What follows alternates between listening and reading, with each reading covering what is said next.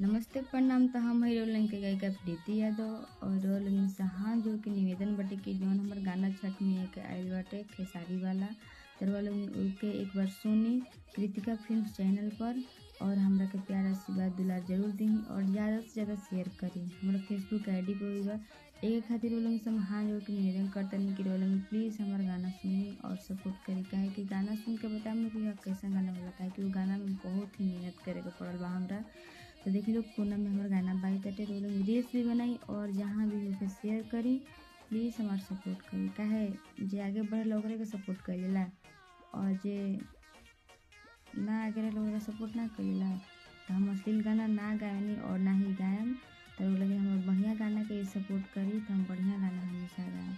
Please Rolan से हाथ जोड़ के विनती करी हमारे गाना के सपोर्ट करी प्लीज़। छठ मैया खातिर जितना लोग भी छठ में